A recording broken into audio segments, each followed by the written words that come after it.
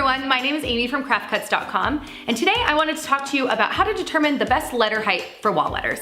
So say you wanted to order the name Skylar to hang in your kid's room. You found the perfect wall to hang your name. Now you ask yourself, what size should these letters be? The first step is to grab measurements of where you want the letters to go. I want my wall art to fit visually above this crib.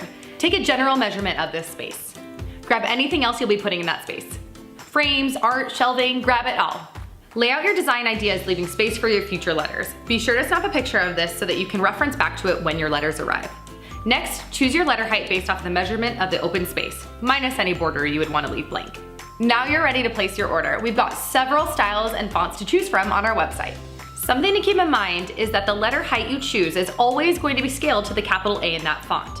So if I choose 8-inch letters in the Bodoni font, Craft Cuts will make a Bodoni capital A and size it to 8 inches. The same thing goes for all other size letters. If I order text that says Skylar in all lowercase, the letters will still be scaled to the same capital letter A. You also want to keep in mind that if you choose any letters that dip below the line, like a lowercase y, you'll need to accommodate for that additional height. The font you choose will determine the length of space needed for the word you are ordering. Don't worry, the website gives you a pretty accurate width for the font and letters you choose. I suggest you take that measurement and be sure it fits in the space we previously determined. Finally, once your letters arrive, install your new wall art and enjoy. Be sure to securely install, especially over any sleep areas. I hope this helps in your design project needs when determining your letter height. As always, our customer service team is here to help if you have any questions. Thanks for watching.